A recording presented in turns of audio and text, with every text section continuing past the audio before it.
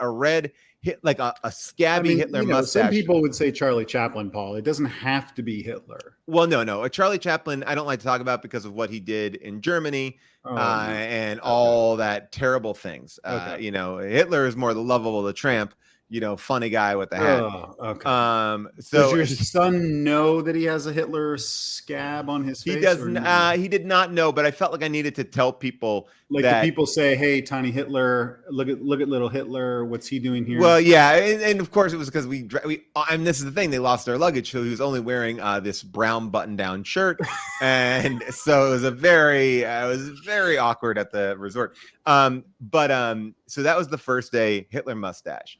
And then the next day we're going down this water side. Oh my gosh, this water side's amazing. And now to go down the water side, it goes into a pond that's like 20 feet deep.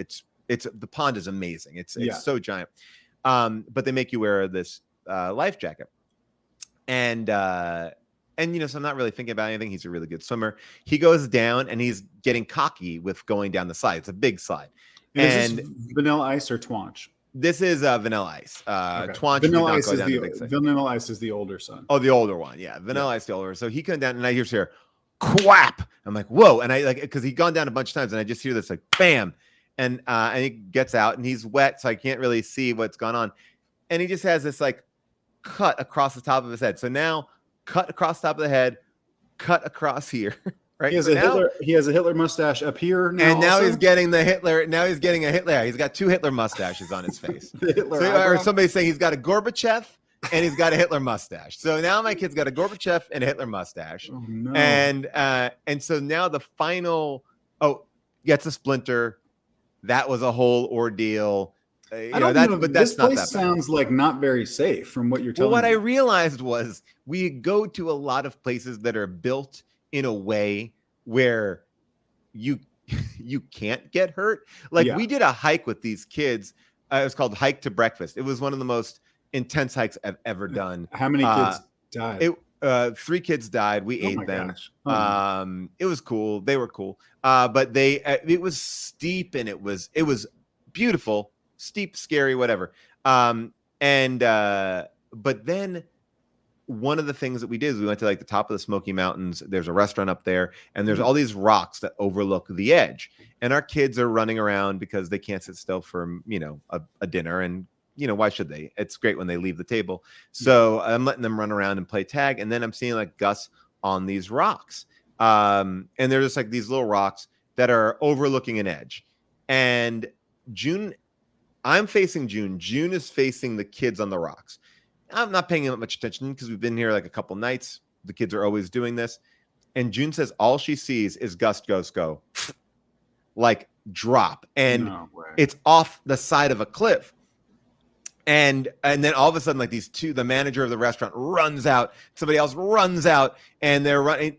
Now, he did not fall down the cliff. It would be weird if I was doing the show and my son was airlifted out of a place in Tennessee. But he just fell down and hit his head on a rock. And his foot on a rock. So he got, again, cut up on the rock. But what we realized was these rocks, there was no like gate stopping you from rolling down the giant mountain. And I said and the woman's like, oh my God, my first day working here, there's a guy, and I guess he had too much to drink and he slipped. He wasn't even walking on the rocks. He slipped and he just fell on a rock. And then his weight took him forward and he fell down the mountain and had to be airlifted out of this like little restaurant. Like insane. And I just realized that I don't put my kids in any position or in any, like, I don't think that they know about like nature danger. Like where I was growing up, I knew about poison ivy. You don't go here. You got like all of a sudden my kids are like, oh, right. Like not everything is like a thing built by Disney where there's like 10 different bars there that are protecting me at all times. Yeah. Welcome back, everybody, to Bad Dads podcast, where all we talk about is bad dads. No, but some of that, who casually walks on rocks? I'll tell you who. A 5-year-old and an 8-year-old. Yeah. Sure. The man who fell off the airlift wasn't even walking on rocks. He just fell down near the rocks and then rolled down. But that was because he was drunk. And then they started telling us all these crazy stories. Like, oh yeah, there was one guy. It was like the restaurant was called the Fire Tower Restaurant, and on top was this giant fire tower, and you could there was like a window that you could open. You open the window, but there's like no way to. You'd have to, like, if you open it, you have to hold it and stare out there, and it's beautiful. But I guess this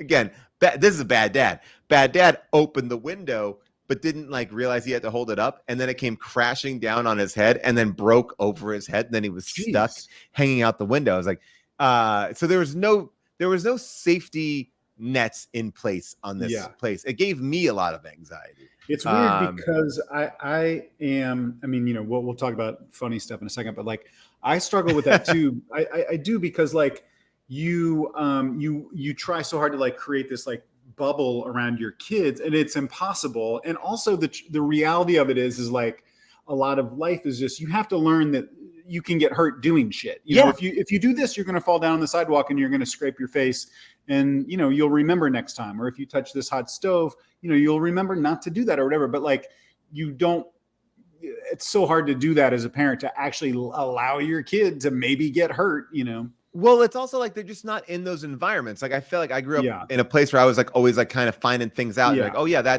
okay. Yeah, we had a huge like creek near our house and all these woods. And my mom and I have two brothers, so my mom would just like be like, "Get the fuck out of the house," and we would go in the woods and like, you know, find porn in the woods, but like throw rocks. I left that there for you. Rockets. I actually in the future have a time machine. Thank you.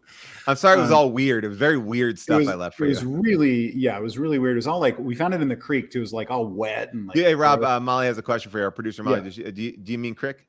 Crick. We found it in the crick. But yeah, it is hard to like allow your kid to maybe get hurt so that they'll learn that they're not invincible, but you kind of it just and it wasn't like they weren't doing any like every activity in which he got hurt he wasn't even doing anything extreme. He wasn't even trying to be dangerous. It just was like, oh, there's not a lot of safety nets in this thing. And, you know, he's a resilient kid. I mean, the minute he fell off that rock, he was not scared at all. And then immediately was like, oh, can I go back on running on the rocks? We're like, no. Yeah. And his brother was like, look, I can run on the rocks. Like, no one can run on like, everyone needs to get off the edge of the mountain, please. Now, also, you shouldn't have like rocks overlooking the edge of a mountain. I think, and this is part of, you know, my whole platform, you know, I think we should do away with mountains. I think we should just level them. And that's why I have supported you from the start. And, I mean, you know, if we blow up the mountains and we level them, we can have parking lots and apartments. And I don't know. Follow me. This has been this has gone great into my theory, which is like, if we need more low cost housing, let's empty the oceans. We should definitely plenty of land there. Yes, that's a great idea. Let me ask you this: back up before other than your son getting hurt there a lot, did you have a good time? We had the best time. We had the best time. Food? Like, did you have? The food was amazing. The food was truly some of the best food I've had. We had a great time. It was like a good family vacation, and our kids are getting old enough now that like they're playing and we're having a good time. Like, we could read books. I mean, it was just like, it was nice just to get away. We didn't have our phones out, which is like so great. Like, June said, like, let's lock our phones in the safe, and we did, and it was great. Did you make any good content? You know, like funny videos where like, oh, here's a bear. You know, I know there's a lot of bears in this movie. Like, by the way, we're driving the golf cart up the mountain, and there's a cub right on the side. There's tons of bears up there. Don't go near the cubs. Don't go near. Yeah, you can't go near the cubs. So the cub came out. I have a picture of that. But yeah, the cub was out. There was a lot of. I mean, there are a lot of animals in this place. I mean, that's not surprising. But we did make pottery. I made some amazing content with my hands. Pottery and acrylic painting. You and Seth Rogen and your fucking pottery. You know, you guys are always making pottery and talking about it and how great we love pottery. I'm just sipping kombucha, making pottery. Seth's pottery is really cool. I have two pieces in my house. He's made that a whole industry. I know. I'm jealous that he has that ability. I don't think I could do that. If you go on Houseplant, he makes a bunch of stuff. By the way, I'll go ahead. I have something I wanted to show you. Yeah, go ahead. I was saying, you know, when we started the show, we were joking around that this is the Who's the Boss podcast. And I asked you in quite sincerity, do you remember when Tony saw Angela naked? And this was like my first like introduction to nudity, and I typed it right into YouTube, and it came there. Would you like to see my I would love to first? Okay. Well, Here wait, we let go. me ask you this Yeah. before you show me this, is this is it physically arousing? Because I'm away from my wife and I don't want to become physically aroused. Hey, I'm just gonna play it. You got to And see how you it know, I likes. did a TV show with Judith Light called Transparent, and so Well, then you know, maybe it's not. she's a Maybe because it's friend, but I don't want to see a young version of her and become aroused when I'm away from my wife. well, maybe keep your eyes more on Tony. Okay. All right, so here we go. This is the scene that introduced me to I don't know, to sexuality, I guess. Here we go. Okay. She's just taking a little bath, no big whoop. She's on her headset, just relaxing. So she doesn't hear what's going on. Now Tony's like, "Oh my gosh, time for me to take a bath." He's excited too. A lot of build up here, you know. Now she's naked. She's getting out of the bath. Prime time, ABC. Hi-ho, it's off to bathe I go. And then here we go. They are dragging this out. Okay, here she goes. Going down the path with my Still not in there. Singing about it. Hi-ho, Okay, here we go. hi-ho, hi, holy smoke. Whoa! Isn't that crazy? That's a Like, when crazy montage in a multicam. You never see that. That's I know. so I was like, it's bananas. so nuts. Hi, holy smoke. That's so funny. That's so funny. It was like, I just remember it being like, did I just see Angela naked? Like, it was. I could tell Judith that, and she would be so flattered. She'd be like, "Oh, honey, that's so nice of you." It was one of my first experiences of real nudity. As a joke, I found a refrigerator magnet, and this is recently. Somewhere out there, there's a picture of Tony Danza nude, and yes. someone made it into a refrigerator magnet. He's like getting out of the tub, or I don't know what he's doing, but he's totally nude with his dick out. And because that's how you are when you're naked. Of course. So I bought that and didn't tell my wife and put it on our refrigerator. And so it's like kind of like a funny little joke. And then we had like a housekeeper coming over, and my wife was like, "Take that off," like, you know, she's coming here to clean the, you know. And I kept like trying to stick it on there, but Tony Danza's got a pretty handsome dong. I'll tell you that. A great dong, and I know this, Rob, because you and I, obviously, we've worked together for a long time, maybe do the same bits, because when June's dad was in the hospital many years ago. Do you also have a Tony Danza refrigerator magnet story?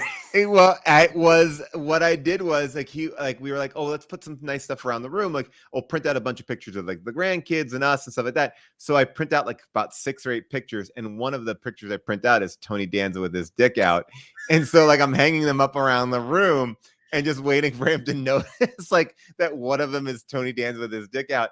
And he laughed. He thought it was so funny. And then we never took it down. So like people would come in and go, "Oh my gosh, is this your grandkids?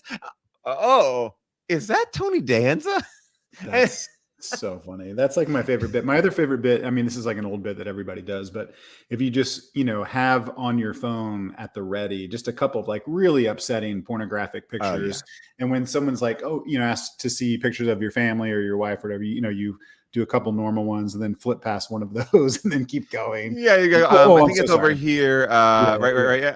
Yeah. So dumb. Oh man. I had something that I wanted to ask you about that's been on my mind because I know we haven't really talked about this, but I saw on Deadline or somewhere that you're writing a book. And I am writing a book. I'm writing a book, and it is in process right now. Like it's super fun, and how did that even like? I bring it up only because I'm so curious about it. Like I don't know anything about the book. I don't know when you started it. How long does it take to write a book? Different people can approach it in different ways. I just had some experiences where I felt like I needed to speak truth to power, and that's so that's really what I wanted to do with the book is really, kind of reveal people in this business Oh my God. for who they are and what they do. And it's called Oh my God. yeah, it's called It's Not Friends, It's Business, show business. Oh, because there's an expression like it's not show friends, it's show business. Is that what that? Sorry, Yeah, what is the title again? Yeah, it's not friends, Uh-huh. it's business, show business. Okay, but you don't It's use not the Friends logo from the TV show Friends. Well, that was the first issue that I had. They told me I can't use legally, that. Apparently, yeah, it's that's a copyrighted. trademarked. Yeah, but it's like, not friends. It's business. Show. And show it's business. Three dots. Show business. Yeah, but that's yeah. So and it's not about the TV show Friends either. It's about like people in my life who I feel like, Well, this is, dude. First of all, congratulations. Oh, thank you. That sounds so cool, and also, I'm so impressed by your courage to. And I don't know the stories, but obviously we've both worked. Oh, you know some of the stories. Oh, for real? Oh my gosh, people that I've worked with. Well, so what is the gist of it? Are you calling people out for misbehavior? Or I'm calling people out for past indiscretions. I'm calling people out, people who I feel like have betrayed me, who have faulted. So is this like? It sounds like sort of like you're striking sort of an ally. What's the word? You're being an ally for the Me Too movement. Is that what it is? Like calling out producers and directors. No, by the way, I am a full ally in that. But this book has nothing. This is only people who have wronged me. They may be wonderful people. They may be incredible allies, but they have wronged me in many ways. And so I really wanted to get that out. So I'm going to really take down, hey, you said to me, can you buy this movie ticket? I'll Venmo you later. And then never got a Venmo. I hear what you're saying. And the more that you describe it, I feel like we're dancing around something. Can I ask, am I a part of this book? Like, am I mentioned in the book other than obviously we've worked together for a long time and we're good friends and everything, but if the way you're not mentioning, who the subject is makes me think that the book is not about me. The book is not about me. About you. There's a book about you. That's a good question. You know what? Let's just say at this point, the book has. Well, let me just stop you. Let me stop you. Please don't write a book about me. How would you describe about you? Like when you say, "Is it about me?" What does that mean? I don't look. What does that mean? It's what you're not saying. If I'm mentioned in this book, I would prefer not to be mentioned in this book. This sounds like you're painting. Oh no! You have a different name for you. I'm sorry. Forget that. Forget that. What? If you were mentioned in the book, there is a different name for you. Like what do you mean? What is a name that you would use for me? Like a pretend name, but it's gonna be about Robert Herbert. No, Paul. Look, let me just stop you. Let me stop you, Paul. Whatever it is I did in the past, if I forgot to Venmo you, if that's what this is about, I'm happy to Venmo you. Now that you're called out, save it. Save your apology for whenever you have to apologize for all the past indiscretions. Like when we went to Jersey Mike's and I said whole wheat and you got me rosemary bread. That's not going to taste good. I don't even jalapenos were in there, man. I don't remember that at all. Of course you don't. You didn't think about it in the moment either. Can I just give you some small bit of publishing advice? And I don't know anything about the book. Sure. You work in the business. I don't work in the business. Okay. I don't work in the business. And I mostly read the internet. I don't read a ton of books, but I know for a fact, Paul, if this is what the book is about, people won't buy this book. It doesn't sound interesting. If it's about petty little things that I did to you in the past that you either feel wronged or maybe, if I owe you money for stuff, no one's going to, it's just small potatoes. That's water under the bridge.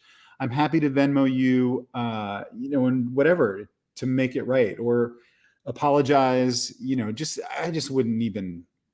Honestly, I'm trying to save you the Rob is a good friend, always looking out for his buds.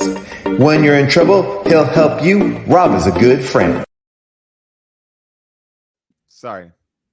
What? Why did you interrupt me with that video? Just kind of showing the level of your Can I character. see it one more time? Because I feel like that's a new one that I have not seen. Oh, no, I think if you've seen this one, maybe this is a new one. Hold on. Rob is an innocent man. Sure, he killed someone, but he wasn't convicted. The jury was hung, and some say they were bribed. But now Rob is a free man, so don't bother him anymore. Because according to a court, he did not commit a crime. There's a lot to unpack there. The lyrics and the singing it's terrible. Great. It's embarrassing. And also none of that is true legally. One of the best things I've done. Anyway. I you'll be shocked. And I got a lot of testimonials. There's what do you mean? Other people saying that I owe them money or something? Well, no, it's not just about owing you money. It's people with. I wouldn't even say it's an axe to grind. It's people that are finally being heard. Like, for example, I talked to. I won't tell you their full name, but I talked to somebody named Holly. That's my wife. Oh, is it? Okay. Yes. Well, she was very. My wife. Okay. She had a lot to say, lot to say, and I got to say, she led me down some very interesting paths. I don't. I'm sure that I spoke to a very adorable young not my daughter. Child. No, not my daughter. If my daughter's being interviewed for the book, she didn't even know. To be honest with you, she didn't even know that it was for the book. I just was asking her, like, tell me about your daddy. Tell me about your dad. And then she said that you asked her questions in a very creepy way, and I didn't know what she was talking about. That's the way you talk to my daughter? You want to tell me a little bit about what your dad does? Want to tell me what your dad does? And what the fuck, man? My daughter is not an infant. She's almost 6. Like, that's really upsetting. I didn't want the cameras to scare her. Because we were. I think we should just move on. I wanted to talk about books that we're reading this summer. Oh, well, yeah. Oh my gosh. I read 2 books when I was on vacation. Well, yeah. What are you reading? I don't even know if I want to get into it now. You should get into it. I would love to know what you're reading. I made I made a little Molly, do you have this presentation of some books that I'm reading that I wanted to recommend? I would love to hear. Summertime is a great time to read. Let me just read what this is a book that I'm reading. It's called Breaking the Habit of Being Yourself: How to Lose Your Mind and Create a New One.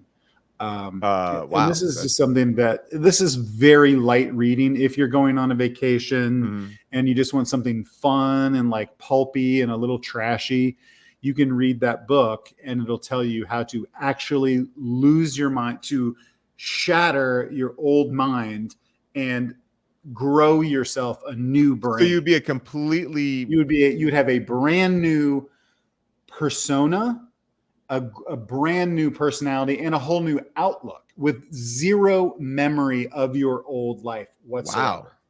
So that seems that seems. If you're interested in that, well, what are you reading? I'm reading like a fun detective novel. Oh, cool. But like it's kind of a light read. It was that just seems like, are you okay? You want to lose your mind? I'm fine. I just every now and then I wonder what it would be like to completely start over. You know what I mean? Like, but would you forget all the people that you? Yeah. Wow. I think I would just like. Hopefully, I'm in Chicago. Hopefully, my wife and kids aren't watching this. Kids, one that I know of. That's really not. Yeah, it's a great joke. But I sometimes think that I could if I really read this book and put it into practice, I think I could divorce myself mentally from all of my old memories and just start over as a new person, you know. And I think it would be really exciting to do that, and a different personality, you know, not so Right. like, you know, you wake up every day with kind of the same patterns of thought and sort of the same. I like that idea, general but I beliefs. mean, I don't think you want to just like erase yourself from I don't think you want a total recall. Well, of yourself. that's what that book is. That's what that book is. So, Okay. you Wow. know. Well, what are you reading? I mean, if you're so, I mean, I'm reading this David Russell book.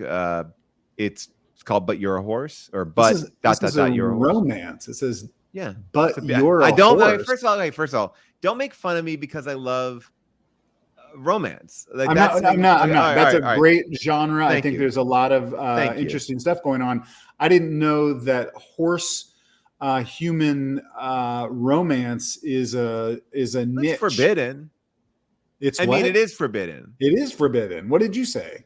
I said it's forbidden. It is forbidden, Paul. It is legally, but until the Supreme Court says otherwise, it is legally, we are not allowed to do that. Nor should we.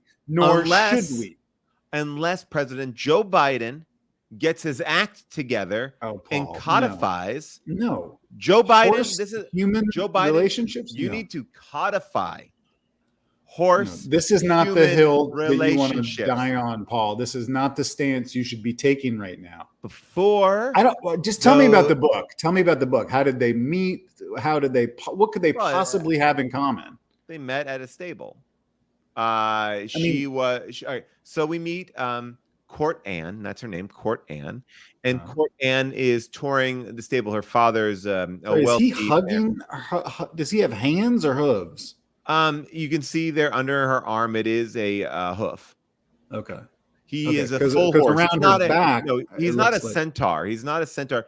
You know, but what he is good at is standing on his hind legs for long periods of time. And that's something that most horses aren't good at, is having that hind leg balance. This is kind of like the way that you might see a dog on America's Funniest Home Videos. Like this horse can stand on its hind legs for longer than. I mean, again, I'm going by. Is that just the cover art, or is that part of the story? Like, is that what makes him attractive because he can walk around on two legs like a? No, I think well, I mean, it's a great moment. It's her, you know, Court Ann's father's a baron, and he's buying a brand new plot of land. And what year does this take place? 1987. And her father is a land baron. Okay. Yes. And he leaves her in the stables to just kind of, because he gets at that point, it was like the cell phones are very bulky, so he had to stand outside to, he had to have like one of the. It's funny because he's got one of those old timey cell phones, like hello, and he's got to carry a charger with him. Yeah. So anyway, he goes out there, and then and so is the cell phone a big part of the story? Like, why did you mention that? Well, I'm just kind of giving you the context of why she's alone in the barn. You know, you wouldn't leave women can be alone. Not in 1987, Rob, and it's a different time. And so Court Ann is alone in the barn looking at saddles and things like that, and she's like a woman, right? I mean, the book is not a teenage romance. No, she's 32 in the book. Yeah, so she's 32. So she can be alone. I mean, until the Supreme Court says otherwise, women can be alone. This was back in 1987 before some laws were passed. It was a statewide thing. In certain states, women could not be alone in a barn without a man's supervision. Okay. So, and again, that's what the book is kind of fun because it does play with those conventions. And so Court Ann is standing in the barn and she feels this like tap, tap, tap, tap, tap, tap. Oh, no. And she turns because she says, "Oh, father." It's not a horse's dick, is it? Oh, Rob. Well, that's what 100% of the audience and me, everyone thinks that's where this is going. No, it tap, tap, tap, tap, tap, tap. And she oh, Dad. And she turns and it's Sir Barnaby, the horse. So, but tapping her with his hoof hand? Hoof, yeah, not his dick. Okay. He doesn't even really unsheath his large rod. I don't even want to... because it's just. Did you say unsheathed? Yeah, he unsheathed because it's like the way that a horse's penis. It's almost it's a very large, cumbersome, slimy You're talking about the horse's foreskin is a peels back, and Paul, I mean, why do you know? How do you know? I grew up with horses. I grew up with dogs. I don't know what their dicks look like. I mean, like, well, then you weren't a good dog owner. You got to always check it out. Honestly, I feel like if you're just tuning in, this is not what the show is, everybody. No, the show is Who's the Boss recap podcast. The show is a recap of every episode of Who's the Boss, all 642 episodes. And there are some ones in there. I'm gonna be honest, and we call it like we see it. Some we don't like. Oh yeah, some we don't like. I'll be honest. There's a couple of episodes where I'm like, what is Tony doing? Yeah, and I'm like,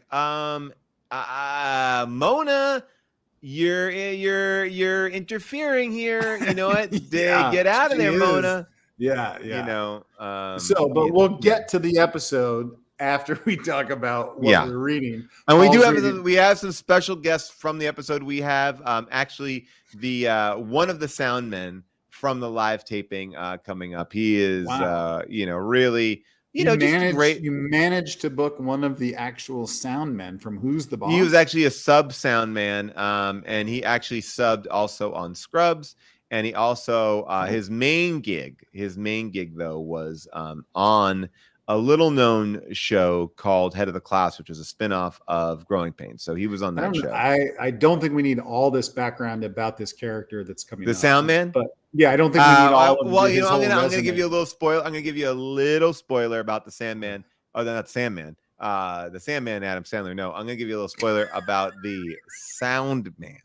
The Sound Man does not remember a lot of that episode because he was only there for one day. Oh, I thought you were going to say he's older now because the show was so long ago. I thought maybe he had dementia or something. No. He remembers. But he said to me, he goes, Paul, I was there for one day. The guy that I was covering for got sick or at a wedding. I don't even really remember. I don't have that many. I wasn't even the lead guy on it. I was like, Maxwell, come on and just chat with us. Please tell us everything about this episode where Tony and Mona and Angela and for people that are just tuning in, we will get to the recap of Who's the Boss, but right now we're just chatting. But we're just checking in. This is the check-in segment of Let's Who's the Boss. Continue to check in now. I think we're done with the horse thing only because it seemed like you knew way too much. I'm just saying that for the summer, I like to take a read of lighter fare beach reading is what I like to call it. And this is, and that, by the way, that's where I got the title of my book. Friend, it's not friends, it's business, show business. And this is, Molly, if you pop up that title one more time, but you're ... a horse. That's where I got it. Yeah. But you're ... a horse. But you don't have to pop it up, Molly. I think she's probably getting ready to pop up what I'm reading. Okay, great. Well, I was There it was. Well, I think it's cool that you're reading that. I mean, I guess I don't really. I'm trying not to say anything rude because now I'm worried about being mean to you because I feel like you're going to say something about me in that book. The book. Majority of the book right now is being written, not written, but is being tested legally, so I can be bulletproof. They always say like, we want you to be bulletproof so that fucker doesn't sue you. And I was like, okay. Well, Molly, and that fucker is you. I'm sorry. Pull up the book that I'm reading, Molly. Yeah, what are you reading? Now, tell me what else you're reading. So Well, this is a book that I found, again, just fun beach read, Confessions of a Sociopath, A Life Spent Hiding in Plain Sight by Emmy Thomas. This, again, is like, when I'm trying to relax and just have fun at the beach, I just want to just kind of like read a book and forget about it. So these are just, terrible, terrible things that this sociopath did. A lot of violent stuff, a lot of really dark stuff. And obviously this is not his real name. It's written by he's confessing to a lot of crimes. So he's using a fake name. What kind of crimes did this person do? Yeah, I mean, you're run of the mill, like skinning people, stuff like that. Oh, Jesus Christ, Rob, this is not a beach read, man. This is like, these books are bumming me out. Like these are. I'm sorry, Paul. Are you not worried about getting skinned to death? It's like, the book is like, I'm confessing that I did these things to help you so that you don't get skinned alive. Like that's what the wait. point So of the this book is like a it's a like a sociopath confessing to all of these terrible things, and you take it as valuable information. like to like a survival tips to if Yes, you're dealing with yes. this. But how Yeah. would you know that you're dealing with a That's the hard part with the sociopath. It's hard because they're hiding in plain sight. Yeah, they're hiding in plain sight and they blend in. I mean, that's what makes a sociopath. Do they all wear that mask with the No, that's what I didn't know. Most of the book, I was like, well, they're all wearing this mask. That will be obvious. And then there's a chapter like chapter 25 is like, oh, by the way, they don't all wear a mask like that on the cover, if that's what oh, got it. Okay, so this is like no, that's sociopath fun. Okay. is typically just a normal seeming person, but underneath, their mind is just broken. And they're psychotic, and they're this is but I think that sometimes it's really helpful to, I don't know, step outside of yourself. Like, I do like a light read, but I also like, for me, to challenge myself to also understand, like, as a man, what are my responsibilities?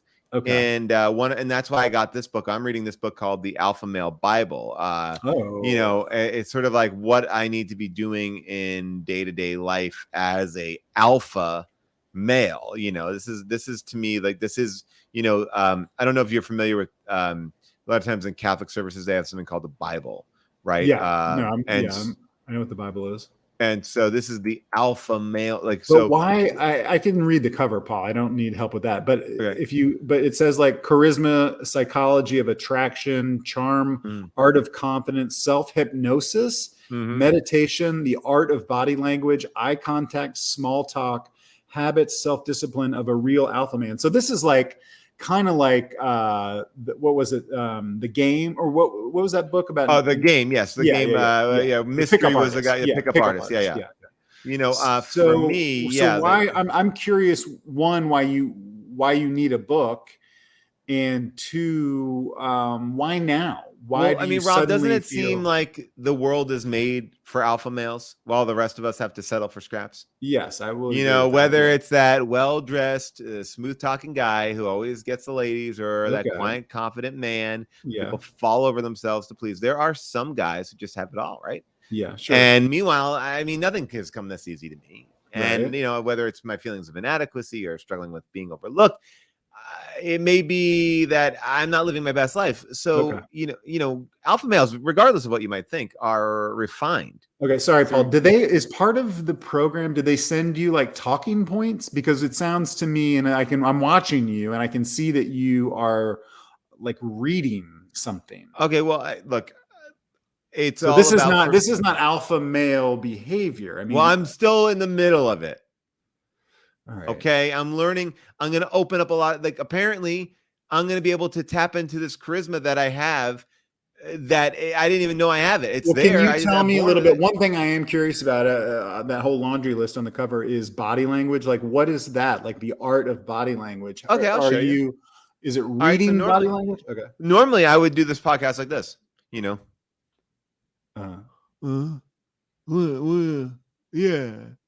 Oh yeah, but he's a horse. And now I do it like this. Yeah. Oh, okay. Like Joe Rogan. Yeah. What? Just like aggro and. What are you talking about, man? Kind of asshole. I'm reading. I'm reading the book. Okay. All right. That's it's helpful. I guess that is alpha male body language, which maybe, I don't know if it's helpful in making friends. I think it's probably helpful in like commandeering conversations and like, mansplaining stuff. But no, it's also about like pulling people in with like your conversation topics like this. Okay. I don't know if Elon Musk ran for president, I might vote for him.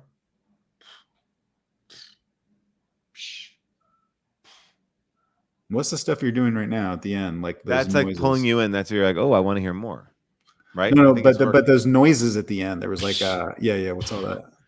It's a sort of like it's also letting out I'm letting out steam.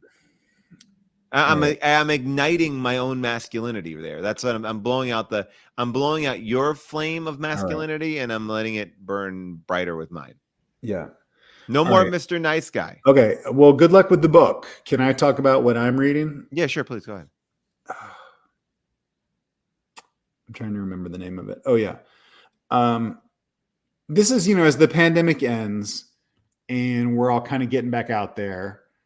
Right. I think I'm not alone in saying that it's been a bit of a struggle for me to, I'm not up to speed with like my social skills and just making conversation and chatting and, some of the stuff that you were just talking about. But you're kind of presenting it sort of like an assholey way. No, I'm not. This book is more just like how to just skate by, like just appear normal, like, I don't know. I've just had a hard time. The other night I was at like a very fancy dinner party. Everyone's in tuxedos and like very formal, in LA, Right, yeah. a very fancy mansion of a very rich, I can't say who it is, a very powerful director. I can't say who it is. Star Wars, very, very powerful Star Wars 2, very, very powerful Star Wars 3. George Lucas. No, it doesn't matter. Anyway, I was at this party and I just had the hardest time making conversation. And well, were you wearing like this? Were you wearing this outfit, just like underwear and like socks? Why would? That seems like yeah. Part of it is like, can you look like Todd Barry in his underwear? And so this book is really a slight on Todd Barry. Really, this book is really like attacking Todd at the core. Well, the problem was I didn't realize that the party was formal. And so I thought it was like, just come as you are, like just casual. And casual to me, post-pandemic means I'm hanging out in my boxers and, one loose sock, one normal sock. But anyway, so that's how I went to the party. Can you give me some like tips that you're learning about how to be normal? Yeah. Great question. Number one, wear a shirt. Definitely just take the time to wear a shirt. Also, when you meet other people's spouses, or first of all, I'm gonna just say this: that's not a that's like not a thing. Like wearing a shirt is not like a helpful tip. That's like just like unless you're at the beach or at the pool. I did not realize, or the crick, since the pandemic, if you'll let me finish. All right. I didn't realize that you have to wear a shirt everywhere. I'm sorry. I thought that I'm sure that I'm not the only one that walks around in their underwear and goes to meetings and parties like that. Actually, funny you say that, because your daughter did mention that you don't wear a shirt around the house. And after, how did you ask the question? You dad, what you did you wear? What did your dad wear? Your dad wear shirt? Your dad wear sweater? Your dad wear no shirt? No shirt, dada? No shirt, dada? And she did say to me very plainly, I am 6. I hope that someone clips that and remixes it and makes like a 10-minute video out of that. Wait, you dada wear shirt? No shirt, dada. No shirt, dada.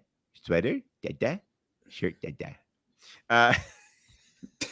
Look, what else are you learning? Because you're at when you meet someone's spouse, male or female.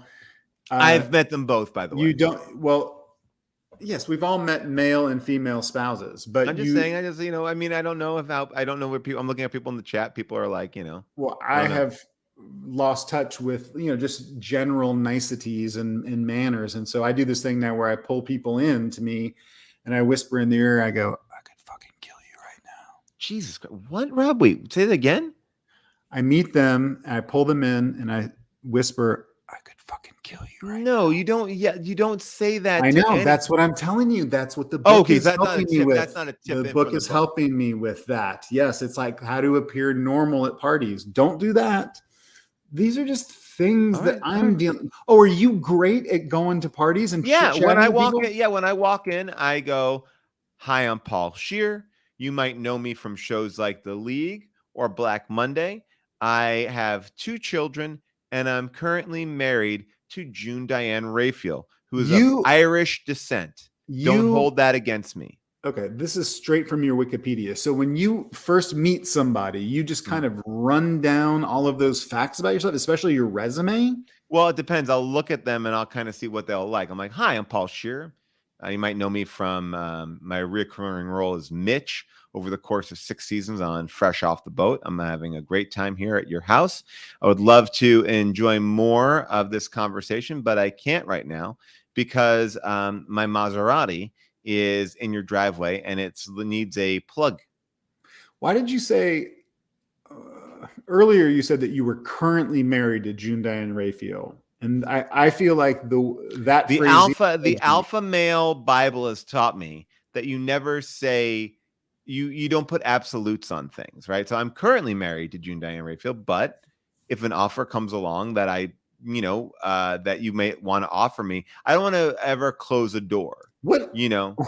What are you talking about? If an offer comes along, if someone just comes along, another woman comes along and says, "Do you want to get married?" You would consider that?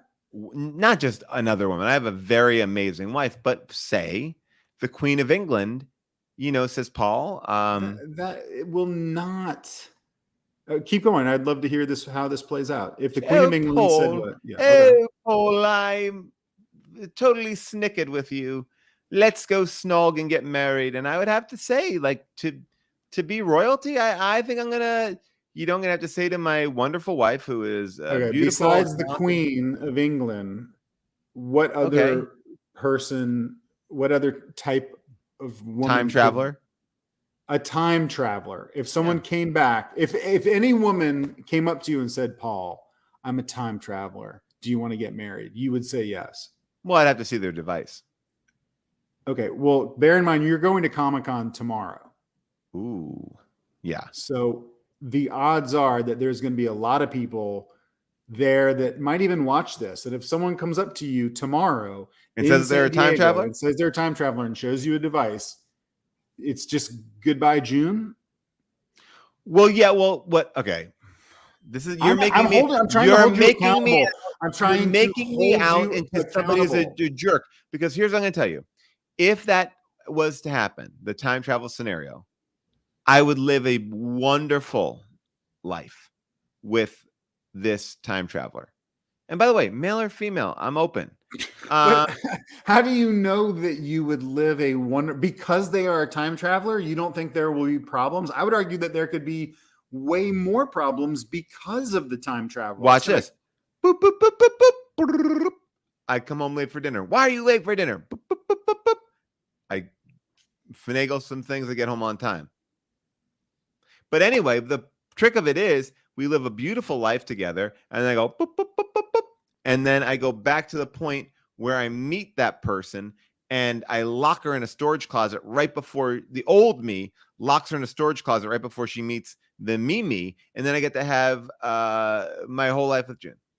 All right. Someone had a great question. Do you ever go into another time, or do you, in this scenario, or do you stay in this time with this person? Well, I mean, it's sort of like you just said you would use it to go back and fix little problems. Yeah, I mean, to me, I'm like, well, it's sort of like because you're pitching basically the movie Groundhog Day. Well, right, but no, because I'm not stuck. Okay, right, okay, and I'm not trying to be a better person. I'm just trying to avoid any conflict. Okay. So there's some big differences. Are you reading anything else? I have been reading another book that I want to tell you about. Yeah, it's sure. called and this is true. I know this sounds like a joke book, and I don't want people to look at this and think this is going to be a comedy bit, because this is true and this is helpful information, and I want to get the word out. The book is called "Can Holding in a Fart Kill You?"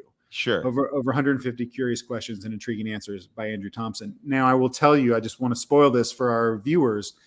The answer is yes. Holding in a fart can kill you. Please, please. Oh my God. Never hold it in, no matter where you are. It's deadly.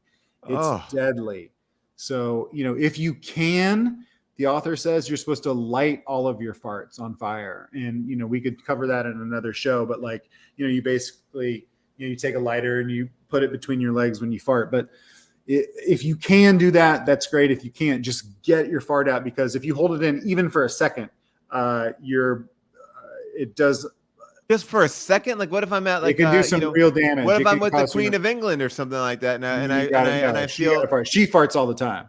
She's farting like nonstop. God. All right, so if even for a second, if I hold in for a fart for 1 second, Yeah, Jesus it Christ, does. I'll It does. die? Yeah. Well, if you every time you hold in a fart, it causes a tiny little stroke. Do you know what those little mini strokes are? Yeah, I do. I've heard about those mini So strokes. if you hold in a fart, you have like mini strokes. So you just don't want that. So just fart, fart, fart. Try to light them on fire if you can. If you're like in a situation where you can't, if you're like on a crowded bus and there are no seats and you can't sit down, then you wouldn't be able to light your farts on that. Right, of Or, course. I mean, yeah. Yeah. Or if you're like, falling down the side of a mountain or something like that, it would be really hard to stop and like get your lighter out because you're like falling. So that would be hard. But other than that, like, you can usually light your fart, Okay, great. Okay, wow. This is, I mean, oof, this What is what else are you reading? I'm reading, well, I mean, the truth is I read a lot of kids books, wait, because, whoa. Yeah. Sorry. I'm just, that who will help Jack? Yeah, this is what okay. I may have misread this because who will help Jack off the horse. Yeah. But I don't think that, I don't think it's meant to be who will help Jack off the horse. I think it's meant to read who will help Jack off the horse. Do you know what I mean? It's meant it's meant as written. Who will help? Why are you? What are you laughing about? You seem like a fucking idiot. Because I'll be honest, Paul, if that's what it is, you seem like an idiot. Like you don't even understand how to read. I've never seen anything like that. Okay, that's not a cool idea for a kid's book. I thought it was who will help the character Jack off the horse. It's about who will help Jack off the horse because the horse needs it's relief. A kid's book for that purpose. How will horses do it? Do horses need to be jacked off? Everybody does. Just as much as you need to release a fart, you need to do that thing. Paul, why would this be certainly adults? Is it about how when kids grow up, this is a job that they could have as adults? Or what I'm hoping it is travel book. I'm worried that this is, I'm worried that you're reading a book that tells kids how to jack off horses or something. And I first apologize. of all, you never do it without an adult supervision, and you always use that lasso. I don't feel comfortable. You always use a lasso. Okay, so you never use your. I don't get it. I feel like I'm getting so dirty. Okay, well, that's not as bad. Sorry, that's not as bad. If it's using a piece of legitimate farm equipment, which a lasso is, maybe it's not as bad. Yeah, but you have to get it on there, and that's a lot of aim. That's the hardest thing. I'm trying to. All right. Yeah, we call it a Ted Lasso. Why don't we? Yeah, and by the way, we've that business that I invested in. Ted Lasso. Yeah. What is the business that you invested in? Ted Lassos. So Ted Lasso, the show. Yeah. Right. So I saw the popularity, and so I made $100,000 investment in Ted Lassos, which are lassos that are called Ted. Because I felt like I was, And sorry, is it officially licensed by Apple TV? Like, no, it has nothing to do with Ted Lasso. It's just Ted Lassos. Yeah, I can tell you that legally you might have some problems if you really. If this is a real investment that you made, I think you made a mistake. If this is the guy behind the Wendy's, the guy behind the Wendy's who took my money said it was one of the best decisions I've ever made. It was a terrible idea, Paul. Obviously, sometimes yes. I don't even get how you. I'm trying not to insult you because thank you. I don't want you try to harder me in your book. But that's a terrible idea, and legally that you won't be able to sell those. You won't be able to sell. I'm assuming that those aren't flying off the shelves. I mean, where do people even buy? Well, because the handles are mustaches, so people love that. Most lassos. The handles to to the lasso. Yeah, is a a mustache. Ted Lasso mustache, like the one that Well, Jason yeah, I Sudeikis mean, had? not legally, it's not Ted Lasso. We call it a Groucho mustache, but it's still a mustache. So it's a mustache handle, and we could have other lassos too. Like God willing, knock on wood, there'll be a spinoff of Ted Lasso, and maybe it'll be like Sue Lasso or Jill Lasso, and then we'll have more. We'll have different lassos. All right.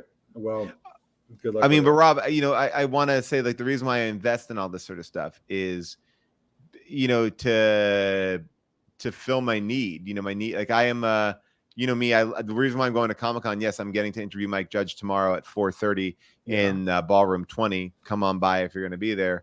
The reason why I go and why I want to go is because I do have an addiction, and my addiction, is toys. I love toys. I do know that about you. Yeah, you've always know. been like a real collector of all that stuff, and they have a ton of that at Comic-Con. You're going to be Well, psyched. they what they do is they make these toys, these very limited edition toys for the true fans. And I want to just show you some of the stuff. I don't buy them. I don't have them yet, but I have my eye on some of the toys, the exclusive San Diego Comic-Con 2022 toys. These are not available anywhere but Comic-Con. They often are collector's items. Yeah. And tomorrow I'll show you what I got my eye on. I got my eye on this. Obviously, this is Turl.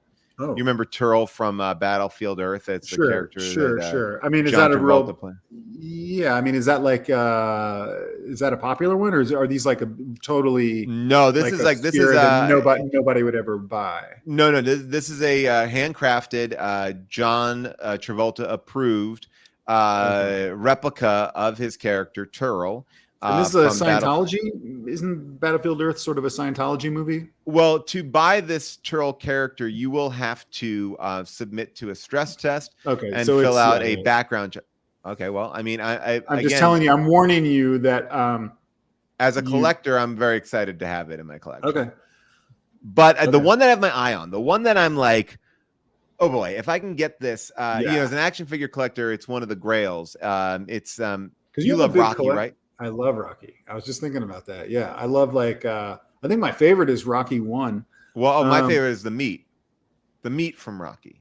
Oh yeah, in the scene where he's boxing, he hits that slab of beef. Sorry, but so this is just a toy replica of a side of beef that Rocky boxes in the movie. Yeah, and this is one of those things that, like, as a collector, it's like we've all been saying, we got the Rocky, we got the Apollo, we got the Drago, we got the Adonis, Clubber Lang, Lang, but where is the meat? Very much like that famous woman from Wendy's always asking. Well, that's that where's in the the documentary. beef? Yeah, where's the beef? So this is popular. Is this valuable? It just seems so. I mean, random. this is $1,000 toy. What? I mean, this is this is going to be a big one tomorrow. And again, limited edition, only 15,000 made just for Comic-Con. And so when you get there, do you have to be first in line to get one? Yeah, I have to get over to the Mattel line pretty early. So I actually have paid a couple people. What's that? That app? I use it all the time. It's you kind of like Grubhub. Basically Grubhub. Uber Eats. A TaskRabbit is what I use. I hire somebody. So I have somebody right now standing outside, holding your place in line. Are you allowed to do that? Well, he right now, I just told him to look not suspicious, because the idea is it's not open just yet. So he's gonna have to get in there tomorrow. So I just want him close by. I didn't trust him not to, I said, you start working at 3:00 today. Yeah. And I just have him on an hourly wage. So that's, that is. So he's going to camp out there so you can get one of these. Yeah. And are there other, well, the one that I know that you probably have known about and you want, and this is one again, this might be out of my price range, but again, it's a San Diego 2022 exclusive, and it's Dead Goose. Dead Goose from Top Gun. Yeah. No, Paul. Yeah. That's no. Yeah, that's a character that dies. But in the picture of him is dead. And is the action figure? He's got blood on his face. Yeah, he's got blood on his face. Oh, yeah. No. So he's got a. Why would they make that? I mean, it's just so sad. It says it right there. It says Nick Goose Bradshaw, and then in brackets, dead version.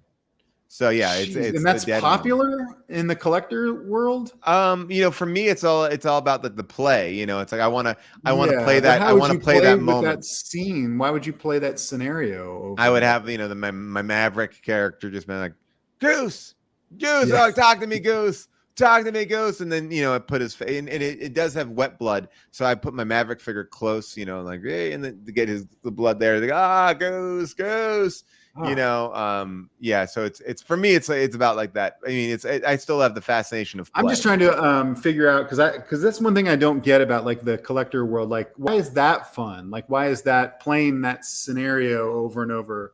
Why would that be fun? Very rarely are you able to play act grief. A lot of times it's like, oh, I have a lightsaber in my arm.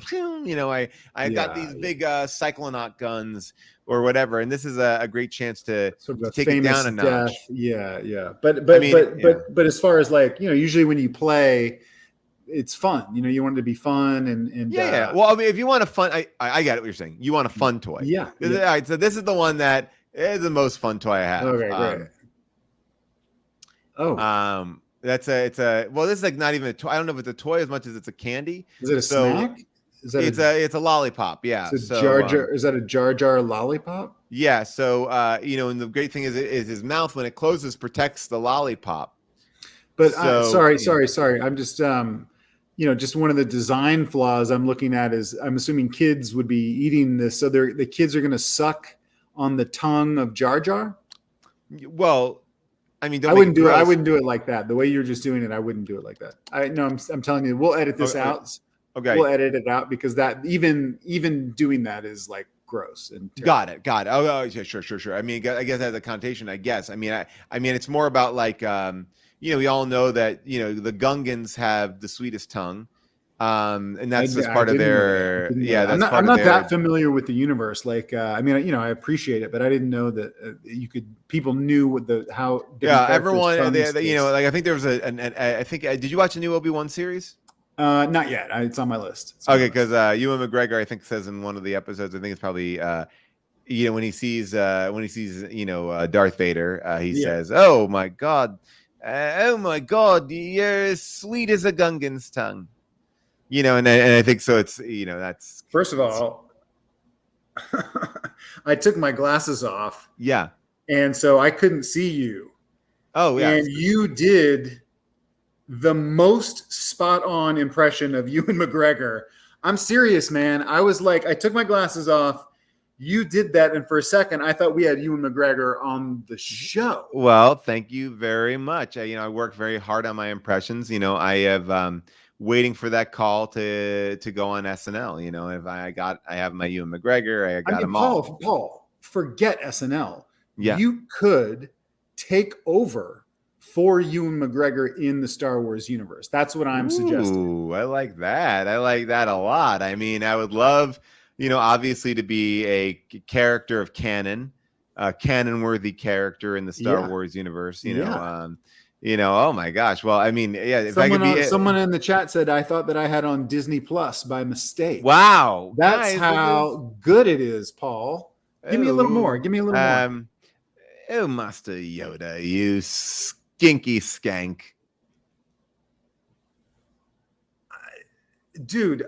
Yeah, you have never told me that you could do this. Yeah, thank you. But it's insane. And now with my glasses on to watch you, it's even like your body language is that totally changes, reading, right? The book you're reading is helping because thank you. It's incredible. Do something with like one of the laser guns, like don't make me use my laser blaster. Cacao. Yeah, so it's a little bit like that. Thank you, Rob. Again, I don't want to make this about every now and then you learn something new about an old friend, and I'm just excited. Yeah, I mean, I know that that's something you also have done some impressions in the past, right? I mean, you have a couple. you know, Yeah, and I the dabble. old mental cupboard, don't you? Oh, I dabble a little bit, but wait, before you talk about it, I just want to get something to drink real quick because All right, my yeah. mouth is getting dry. Once here, you'll have to Yeah, sure. No, yeah. promote your Go book or get something. your thing. I was like, you know, and if you have a dry mouth, one of the best things is this Jar Jar Pop. That's why I keep it right in your pocket. You keep it in your front pocket, and then you just pop it out and you suck on it, and it gives you never have dry mouth again. You know, I guess, you know, if Rob's out getting a drink, I do have an announcement I'd like to make. I was supposed to say this till Sunday because it's the Marvel. I don't know if I should even talk about this. Shit. I don't know if I can even talk about it. Oh, sorry. You get your drink? Sorry, I did. Yeah, sorry about Oh, that. okay, good. I also because I knew that I wanted to do. Oh, yeah, your After I impression. saw your impression, Yeah. I wanted to do mine, and I started to get a little bit nervous, so I had to. Oh, yeah. No, I had to get a beer. you know, the floor is yours, and I just get so nervous because you know, like one of my favorite movies ever is you know, Die Hard, and oh, I love Die Hard. yeah, Die Hard. Yeah, all of them. all of them. Especially, which one's your favorite? probably the last one. Yeah, that's a good one. Yeah, I like that one. The one where he's on the fighter jet wing. I feel like that was like probably the most grounded one, the classic. That sounds like maybe Mission Impossible, but regardless, he you know, he is definitely he definitely jumps on a Russian fighter. Bruce Willis does. Oh wow. Yeah, I think yeah, but anyway, again, that's only true fans. You know what? I remember I was fast forwarding. I fast forwarded through that part, so I didn't see that part. Yeah. But you know, I don't do a Bruce Willis. I do. You know, it's everybody kind of knows this about me. I do the one of the police officer that in the first one who had Al Powell. Yeah, who had played by the dad from Full House. Yeah, I forgot his name, and he, you know, I do him, but I also do Bruce Willis's wife in the movie, Bonnie Bedelia. Yeah, Bonnie Bedelia. So you know, here, let me just do Bonnie Bedelia. Oh, okay. Hold on. Well, I was hold on because I'll get you. I just going to pull up Sergeant Al Powell there. Did you never know that his character from Family Matters was actually the same character from Die Hard? Did you know that? And he never talked. I never knew that. Why would that be the case? Why would there be any crossover? Because it's kind of a tie-in, you know, like a tie-in of fun stuff, you know. For I think for people, like I think they were like, oh, I love Die Hard so much, I'd love to see what his life is at home, you know, because. You know, but anyway, here I'll give you like well, you know. The other one, I was just going to give you an option of. I have both. I have both ready to go. I mean, I want to put her face up there so people can kind of see. You know, yeah. Well, that's not the scene that I was going to do. Oh, okay, but it's okay. You can leave it up just so people know who it is. How about like, you like I can do that. You know, I can just give her. Yeah, that's great. Okay, so and again, like you're playing Holly Gennaro McLean. Mm-hmm. Yeah. Okay. Ready? Yeah. Am I going to be full screen or? Yeah, I'm gonna make you full. That's what I was really about to do. I was like, I gotta make you full screen here. Jeez, I mean, there literally like sitting here trying to act and waiting on this. No, yeah, I mean, all right. So Rob Hubel as Bonnie Bedelia, Holly Gennaro McLean.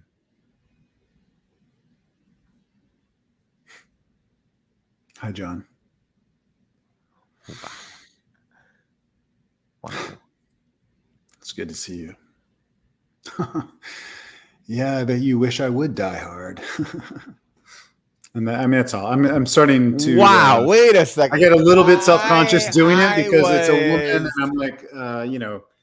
But what? First of all, there is no gender in impressions. A good impression. No, yeah, for sure. Yes. And Obviously, I never want to be held back by. Yeah. I mean, a good actor can play any gender, A good impressionist can do anything. I mean, truly. But I just get so self-conscious. I get so self-conscious when I act sometimes because I don't know if you feel like this. Sometimes you get like lost in the character, where kind of like that book I'm reading, where I totally lose myself. I become that person, in this case, Bonnie Bedelia. And I don't know. Just do it again here. Just do it again. Yeah. Do it one more time. Do Bonnie Bedelia. And this is just Bonnie Bedelia from Die Hard. Do it again.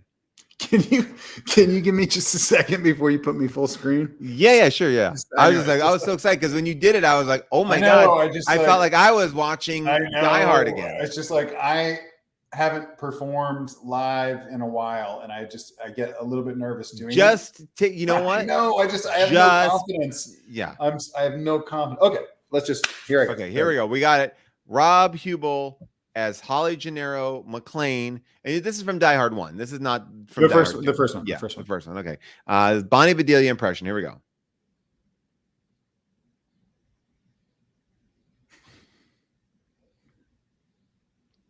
Hi, John. It's good to see you.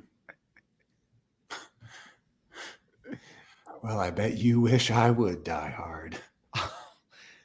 Rob, the emotion on that, the emotion on that, it made me cry. It made me cry. It was like when you saw John McClane. I'm so tired. Like when you put everything into a character, it's just like it takes a lot of energy from you, and that's what. Let's see what the chat's saying. People are saying I'm shaking. Oh my god, it's so heavy.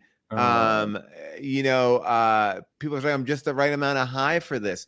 This is so nice. It's so nice. That's really nice. Wow. People are love how the impression starts. I mean, they want to know, do you do Bonnie Bedelia in Presumed Innocent or just Die Hard? Yeah. I do her in Presumed Innocent. It's just so time consuming for that one. Her monologue in Presumed Innocent is a long. That's why I picked. That's why I picked. That's why I picked this one. Yeah, I love that. Did you want to? I was saying I didn't know if I could actually talk about this because in Marvel is so kind of tricky with everything. But I feel like can I tell you something? I don't think you should mention this because I know what this is. Okay, you're right. No, I think you're right. I think you're right because it's like I think I could get in trouble because I think that their whole thing such a thing. It's such a big thing that first of all, you're God bless you. You deserve it. But when something this career changing comes your way, you're right. I don't want to jeopardize it by.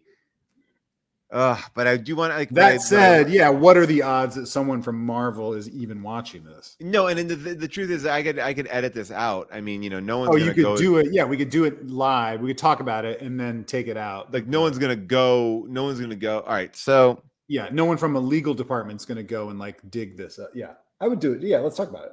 Well, let. All right, okay. Because the truth of the matter is that it's gonna people will be reading about it soon, and then you're gonna have like I think our audience deserves like a little bit of like a little. Okay, so I maybe if I do it fast, maybe it will be like that. Like that's the better way to do it because then it's like maybe people won't hear it, and it's like you said like that's what the trick I use with my family. If I say something quickly, whatever. Example, like what? Like what do you mean? Be back on Monday. What? Be back on Monday. Be back on Monday. You just leave for the whole weekend, and then your wife can't get mad at you because you said I say it. Told you. I said I'll be back on Monday. Yeah. All right. But so okay. So I would maybe not that fast. All right. Here's the deal. Tell people what's Disney Plus obviously has been expanding. Content and there's been a lot of these Marvel shows and we're finally getting to see some characters and I'm such a Marvel fan. I made the documentary. I have written comic books for Marvel and it for me it's always been like a lifelong dream, like one of those like bucket list things for me as an actor would be like to have a role in this Marvel, the MCU. I think it's really amazing. And on Sunday at Comic-Con, Kevin Feige, my new boss, is going to be announcing the beginnings of Phase 5 of the Marvel Universe, which is going to involve the Great Lakes Avengers, and I am going to be Leatherboy. Dude, congratulations, man! I mean, I'm literally so excited for you. Yeah. This is big. And I don't know the universe that well, but I think Leather it's Boy so is cool, and I'm so psyched for you. a villain of sorts. If you know anything, he is kind of Squirrel Girl's nemesis. He killed her squirrel, and he has no powers. Leather Boy, but and he had a limit. He's look, it's an ensemble role. And sorry, which one is Leather Boy in this that would be Leather Boy right there. Okay. And then I also have another costume too, but this is the one that I think we're going to introduce for the first couple of movies. So anyway, it's big for me. I'm excited. And so does because I see the that ball gag in the character's mouth. Do you speak a lot? Like how do you? In the first movie, I think we're going to just establish that I am. Yeah. I'm a little freaky. But everybody can. There's nothing wrong with. You can always talk with a ball gag in your mouth. The question is, can people understand what you're saying? Okay. That's what my acting coaches told me. Because I am working like Cameo. Who are you working with? Oh, Glenn Shadow. Oh, Glenn Shadow, Glenn Shadow, one of the best acting coaches in Los Angeles. Oh, great. Yeah, I'm sort of out of it as far as like I'm self-taught, and when I was doing Bonnie Bedelia, that's all my own method, my own style that I sort of created. Of course. I mean, when I'm doing but I'm curious. Like Glenn Shadow sounds great. Yeah, Glenn Shadow's one of the best. Who does he? All the big ones. All the big ones. Wow. Everybody. Daniel Day-Lewis. Whoa. They Meryl go to Streep. Glenn Shadow. Yeah, as an acting coach. DDL, MS. Who's that one who? Oh my gosh, she's always winning Oscars. What is her name? Oh my god, I'm just so bad at it. Judi Dench. Yes, Judi Dench. And Meryl Streep, Alfred Molina, Oscar Isaac. She also did Pauly Shore for Son-in-Law and In the Army now, but not for Biology. So you're working with Glenn Shadow for this project, and are you like? Can you tell us anything about the? No, I've already said too much. But if you tie together some of the clues from what we've talked about why I'm reading that book about a horse, why I'm reading about other things about a horse, you might start to draw conclusions. I will say Leather Boy has no special powers.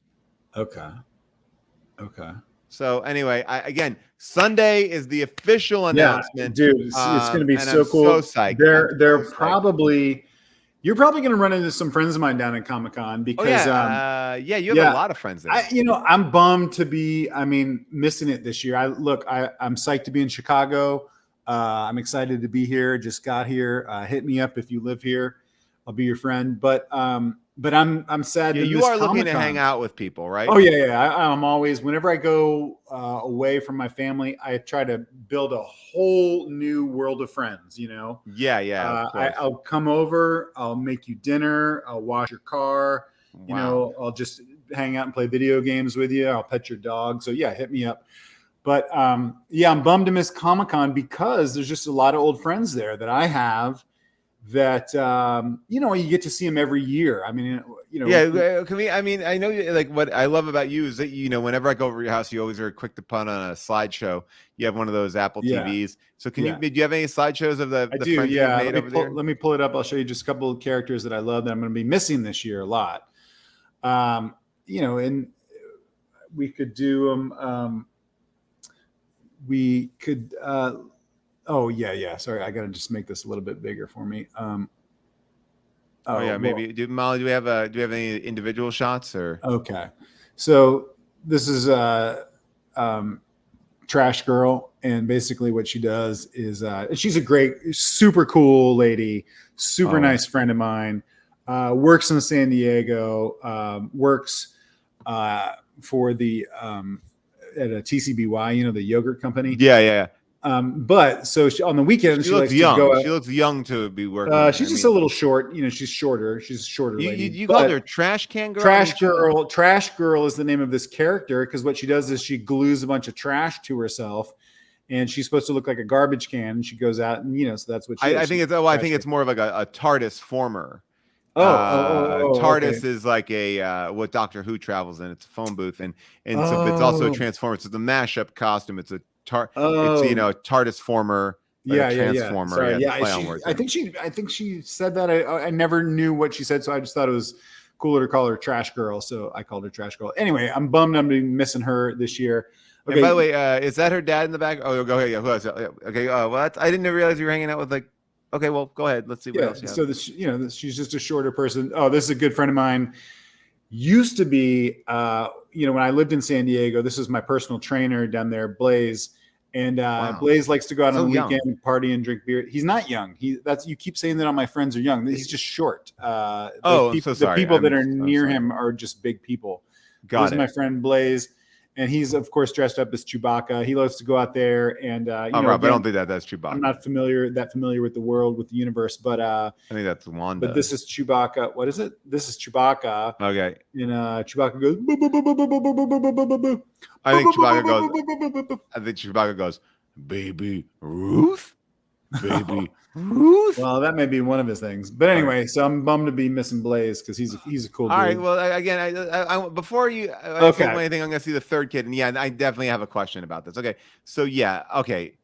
So who is this? This is my friend Dino. And Dino has been living in San Diego for about 45 years. And this is shot from kind of a weird angle where he does look a little bit shorter, but this is a full grown man. No, he's a child. You've shoved me so far.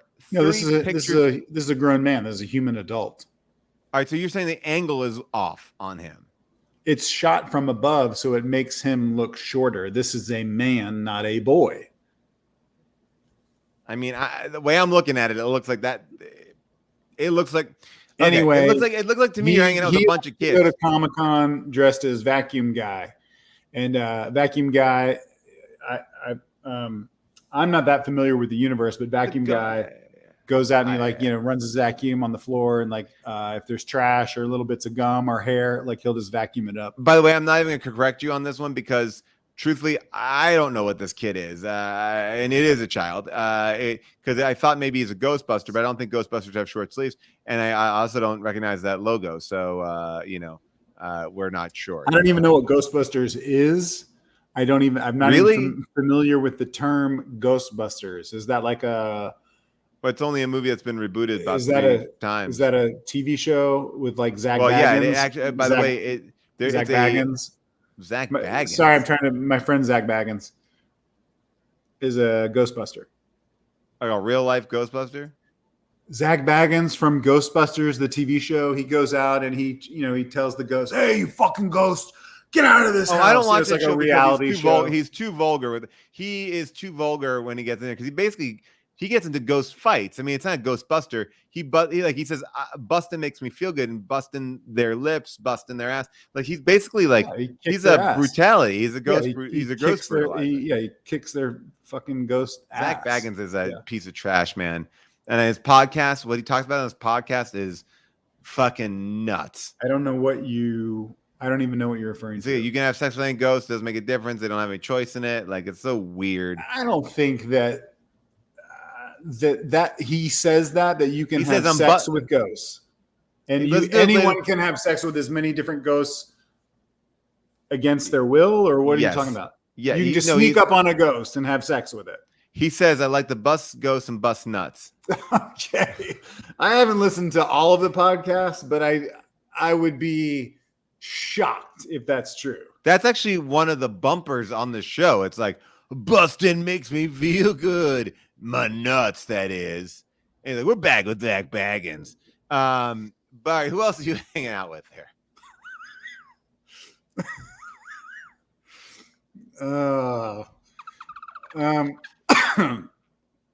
These are a couple friends of mine that I have not seen. Children, Rob. They're children. Again, weird angle, Paul. They're shot. And that's the same person. No. Well, maybe I don't know them. It's one person, and that Okay, person is a okay. child. I thought maybe they were twins. Um, How do you talk to them when you talk to them? totally normal. Not like the way you talk to kids. All right, whatever. I was going to say that, these are a couple friends of mine. Diane. People are seeing it. They say, oh, they know who she is. Young Sheldon, right? No, Young Sheldon is a very famous sitcom on No, they're CBS. cosplaying as Young Sheldon, Rob. They're not actually Young Sheldon. No, this is not. Do you think that they are currently dressed as Young Sheldon, the That's star what the chat of is the saying. CBS hit sitcom Young Sheldon? These two grown women are dressed as Young Sheldon on CBS Thursday. I'm just reading. I'm giving the chat a voice. Okay, they're typing in there. This is Wonder Bread Girl. This is a very famous commercial. Have you ever had a sandwich, Paul, with Wonder Bread? It's one of the most delicious breads out there. I don't really do it. Character that they use, Wonder Bread Girl, and whatever. The point is, I'm not going to Comic-Con, so I'm not going to be able to see these people. That's all I have to say about that. All right. Well, I'm sorry. I'm sorry that you're there. All right. Well, so have a great time. I'm not sorry. Well, thank you. If I see any children, I will talk to an adult supervising them and ask them if I can go over and chat. You're gonna. I will go up to. You're gonna go up to an adult. Yeah. Supervising a child and ask them, "Hey, is it okay if I approach your child?" The same way you ask, "Can I pet your dog?" You got to talk to the adult to get the to the kid. The chat agrees with me. That sounds creepy. Like I would go like this. I would say, "Hey, don't do that voice." Don't do that voice. No, I would say this. Hey, I'm Paul Scheer. Okay. You might know me from Human Giant, The League. I'm a SAG award-winning actor from the television show Veep. I'm currently married to June Diane Rayfield, unless you're a time traveler, and I would love to talk to your baby child if I could. And then they'll of course be enamored with me because of my charm and the way that my posture is. And then say, of course, and I go, "Hey, what are you? Hey, yeah, you having fun at Comic-Con? You having a good time? You having a good time, Comic-Con? You like Comic-Con?" I can't listen to it. Okay. I have to take it out of my ears because when you do it, it's that upsetting, and I think everyone agrees with me that's watching. Well, I think it actually connects me with the children. I actually connect more with children because of that. I in many respects, I would say that if you were talking to like a tiny baby, like a newborn baby that was just interested in like your face and stuff like that, maybe, but anything older than that voice is it's upsetting. All right. Well, you say upsetting, and I think you're not upsetting. It's not upsetting at all. All right. Do you how excited? Let me ask you this: how excited are you when you go to Comic-Con? I'm assuming you get to run around and do stuff, and maybe go and see other panels and stuff like. Yeah. Are you going to go to that Kevin Sorbo panel? Oh, I'm so glad you brought this up. Rob, this is actually great. Molly, I hope you have this. So Rob, Kevin Sorbo this is actually great because we can announce this. This is official. Kevin Sorbo is announcing a brand new product, and I've gotten to see a little bit of it, and I want to show it to you right now. All right, so Molly, just roll in this clip. Here we go. Hold on. Hey guys, Kevin Sorbo here, and I'm filming a movie in beautiful Israel right now, but I got some really cool stuff to pass on to you. You need to check out the hot new mobile game, Cookie Bonanza 2. It's a cookie-based puzzle game and a farming simulator from the makers of Pretzel Casino. Cookie Bonanza 2. Blasting up dough goblins while teasing them with your frosting cannon and win real-world money. How cool is that? And how much fun is that going to be? You better do it, okay? You better do it. So yeah, that's some big news. Wait, what does that say? I can't read what that says. But so Cookie Bonanza 2 is coming. So this is the trailer for Because to me, this looks like someone sent him a cameo to do, and was maybe, I'm assuming they're fucking with him. I think Cookie Bonanza 2 might be. I mean, Cookie Bonanza 2 is a part of from the makers of Pretzel Casino. That but yeah, because I actually don't know how is widespread is the phenomenon of fucking with people on Cameo. It is it's pretty wide. And by the way, I will say this is done by Nick Ciarelli. You can follow him on Twitter. That is And so funny. Yeah, and Oh he my has gosh. done a bunch of really Can I watch it again? Yeah, Because it's yeah. so graphic, and he Yeah. has no idea. Okay, here we go. Hey guys, Kevin Sorbo here, and I'm filming a movie in beautiful Israel right now, but I got some really cool stuff to pass on to you. You need to check out the hot new mobile game, Cookie Bonanza 2. It's a cookie-based puzzle game and a farming simulator from the makers of Pretzel Casino. Cookie Bonanza 2. Blasting up dough goblins while teasing them with your frosting cannon and win real-world money. How cool is that? And how much fun is that going to be? You better do it, okay? You better do it. Amazing. Yeah, apparently this cookie yeah, so Nick Ciarelli is just a really funny guy, and That's so funny, and the fact that I guess you can do this, well, like Snooki kind of famously, did the one for John Fetterman in Pennsylvania. John Fetterman, is running for Senate against against Dr. Oz. And so he had Snooki, do a Jersey Shore, because Dr. Oz lives in New Jersey. So she did a big thing, like it was this sort of thing, just like fucking with someone, but they didn't know that they were fucking with somebody. Oh man.